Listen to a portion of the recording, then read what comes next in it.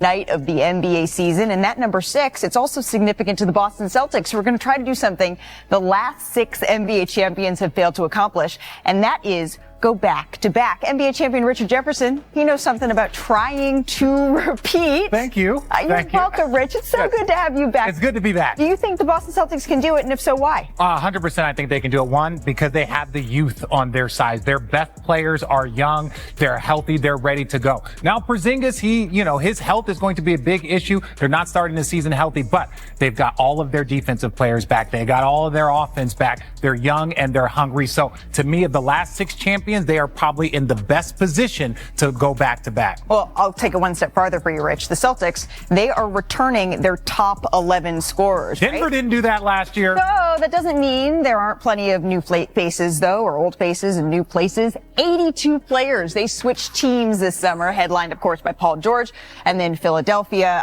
Klay Thompson going to Dallas. Shanae, I'm pretty happy that you're still on our team here, but who is the player that you're most looking forward to seeing in their new uniform with their new team? That guy right there, ding, ding, Paul ding. George. Oh, yeah, Paul George. And I say this because the process was actually coined in 2013, over 10 years ago. Right. It's time to deliver Philly on the promise of a championship. And this squad with Paul George, they touch all aspects of basketball. Tyrese Maxey, Joel Embiid, Paul George combined for 80 points per game. So yeah, we've got to move away from the process, and now they have to deliver on the promise, and it will largely come through his hands. It's going to have to be processed, all right? The majority of player movement, it feels like it may be behind us, at least for now, but that doesn't mean there aren't still plenty of questions that remain as we're just a couple weeks away from training camp here. Tim Legler, several players here, they're looking to wrap up their summer without signing extensions. It may mean guys like Julius Randle, Jimmy Butler, Brandon Ingram, just a few that could find themselves on the trade talks if their seasons don't go as planned.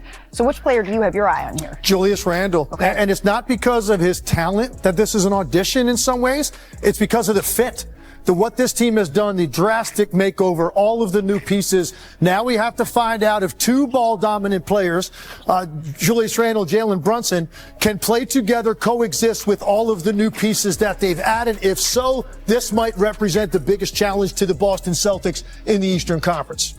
My thing is, you look at Minnesota. I always thought Minnesota would not take that leap until they realized that Anthony Edwards was their best player and Cat had to go be the second best. He had to be the second best player. If Julius Randle accepts that role and says, okay, look, I recognize that we're going to play through this dude. We're going to play through Brunson. Let me figure out how to maximize that and maximize our team. Then I think the Knicks are in a great place. But this is the same type of seismic shift from Anthony Edwards to Karl Anthony Towns. It's the same thing going on at the Knicks. Right, but it's going to be interesting because when Julius Randle got hurt, he was essentially the number 2 option for these New York Knicks. And now they have brought in the full Nova Knicks, right? They have OG Anunoby, Mitchell Robinson is back. Trying to figure all of that out, Shanae, is going to be a challenge. Well, we're all players here. And as much as we are playing a team sport, we understand it's important to be humble. The hardest position is watching your team succeed without you. That's very difficult to process. And I do think that he is a huge catalyst for them to move forward. But he's going to have to figure out where he fits in. That's something that he probably never thought or understood, Richard. Yeah, but when you look at OG Anunoby, he's not a go-get-you-a-bucket guy. You go to Mikal Bridges, he's not a go-get-you-a-bucket guy. They got 2 guys that can create for others and themselves. That's their 2 best players. But one of them is going to have to take a lesser role, and that's what we're going to see if Julius Randle can do. And the strength for Julius Randle is that he's a hybrid. Even though he's not as tall as the centers, he can really score, he can attack downhill. So I do think he can fill the gaps losing Hardenstein. We should remind folks he did have surgery on that shoulder in April, so we're assuming that he's good to go here to start the season, but that was really the last time we saw him, what was well before that, Tim. Yeah, so look, both of you make great points. Here's the thing with Julius Randle. He provides something the Knicks desperately need, right? A bigger guy that can go get his own shot.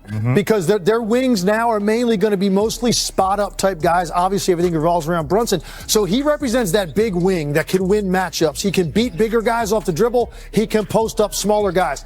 The question for Julius Randle is going to be, can he dial back maybe his usage a little bit and fit into something that looks more relevant in terms of contending? If that's the case, his value will be higher than ever, even though his numbers might take a hit. And that is what I am fascinated to watch once they get all of this together. They never really reached their ceiling. Injuries derailed their ability to do that. I can't wait to see what the Knicks look like at full strength to start the year. But dialing back, to use your term, in a contract year, how challenging is that? Well, it depends on what your goal is. Chris Bosh, he had to dial back to win some championships. Kevin Love had to dial back. And you talk about power forwards that were hybrids, but they were playing with other ball-dominant guards. That's what Chris Bosh was. That's what Kevin Love was. So to me, if you're going to have a big and you're saying, hey, if I want to be a part of this, if I want to go and try and win championships, I have to take a lesser role. But every time you're on a great team, lesser roles come with that. The goal is to get to a conference finals. They haven't been there in 24 years. They haven't been there since 2000. To me, I think this is a huge experiment looking at the New York Knicks, the Nova Knicks, because often we're in the era of analytics, of numbers, of talent, right? They're trying to win with chemistry. And he is a very important cog in that machine. Right. Because we already know what the chemistry looked like when those guys played in college. Now when you insert him into the fold, can this band of brothers really win? Right, because you're looking at the starting lineup. You're looking at Brunson, Mikal Bridges, OG, Randall Robinson. But what happens when maybe you want to inject a little bit more shooting and Dante DiVincenzo's in the is that going to be something that Randall is okay with? All right, we've been talking about the New York Knicks, but Legs, are they your team? Is that the player that you're looking at that has the most to prove heading into trading? I don't necessarily think so. I'm going to go with a different guy. I'm going to go with Joel Embiid. I think when you look at Embiid in his career, and the number of injuries that have derailed his postseason. It's like you can say the way that guys have played alongside him as that co-star. You can go back to some of the issues Ben Simmons had, some of the issues that James Harden had in the postseason. Well, now they've got, number one, Tyrese Maxey, a guy that I think most of us believe is unfazed by the moment. Tyrese Maxey's the real deal. He is a star offensive player in this league. And now you go out and you have Paul George. So talent's not a question now. The talent is in place. So it's going to come down to, for Joel Embiid, the time is now. You have to be as good for a 2-month stretch for the Philadelphia 76ers as you have been in the regular season year after year. He has yet to do that. And coming off even in Olympics where I think he got some scrutiny, played better at the end, but some eyeballs were on him early. I just think this is such a critical year for Embiid to not only deliver in the regular season and stay healthy, but to deliver in the postseason, be out there every night, be consistent, and be 100%. He has not done that yet for this franchise, and that's why I'm looking at him. That talent is enough to contend in the East, without a doubt. Yeah, to me, it's simple as this. Joel Embiid has proven to be an MVP, but he has to now prove to be a winner. And I do think that he was patient, and that patience was rewarded because now he has a team that he's been dreaming of. Dreams, no more nightmares. We're talking about Philly. Nick Mill. Wait a minute. Hold on, wait a minute. They've got the squad. They've got the guys, and they have the talent. One thing I love about this squad, they can score everywhere. Tyrese Maxey, as much as we say he's a point guard, he's excellent in transition, getting downhill. Paul George, we all know he's one of the best tweeners in the NBA. And Joel Embiid, you see that shot right there, knocking down threes, able to score back to the basket. He's completely annihilated double teams. He's found himself in positions to be unguardable. Now he has to, as you said, Tim, do that at the time that it matters the most. It's tough when we're talking about heading into training camp, who has the most to prove, when we know the only way for them to prove it is to come April and June.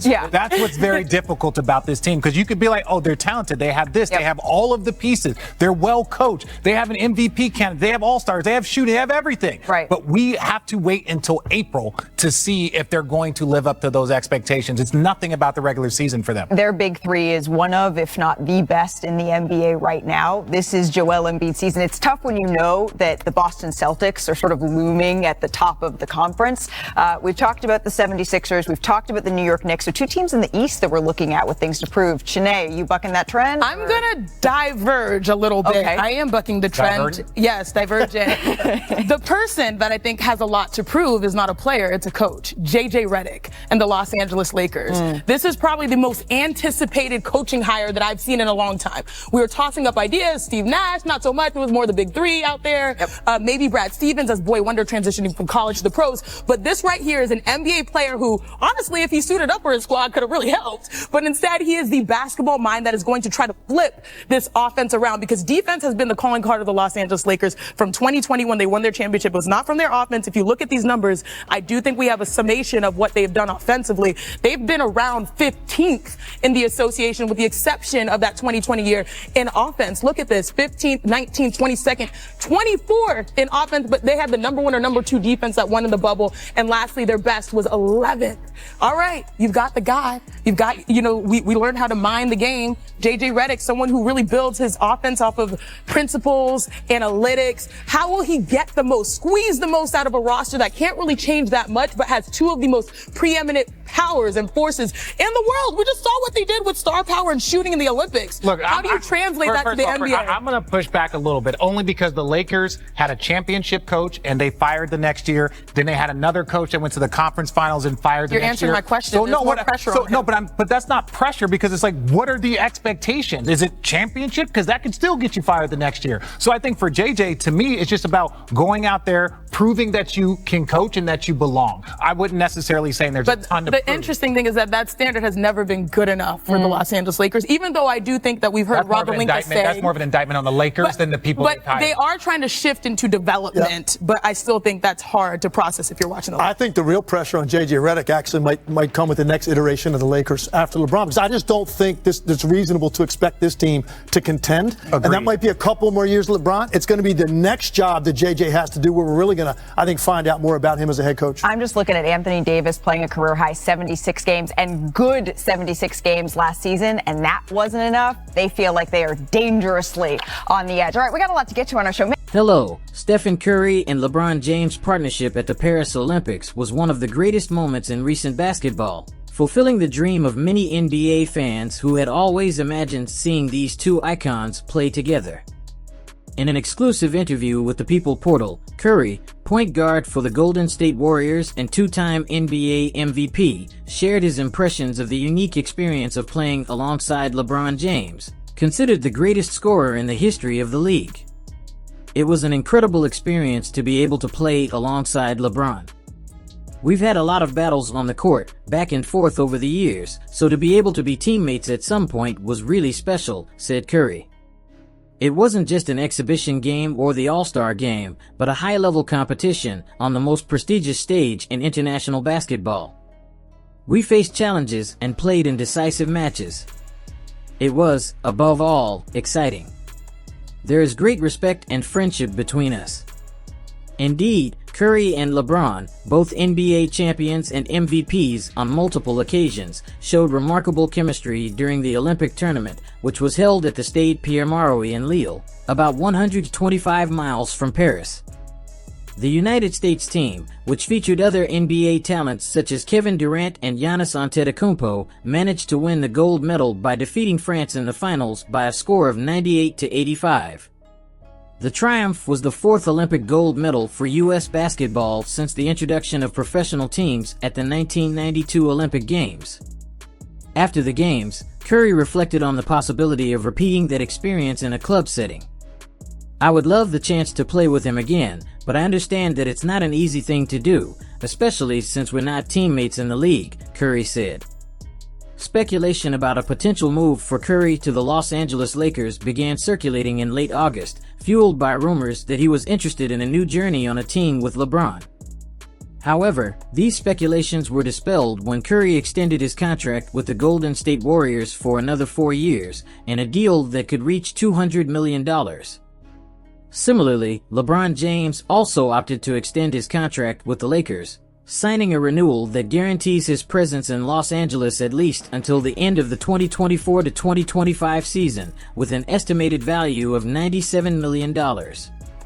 Meanwhile, the NBA continues to reinvent itself with the draft of new talent and strategic changes in teams. But the prospect of seeing Curry and LeBron playing together again is still an exciting prospect for basketball fans around the world.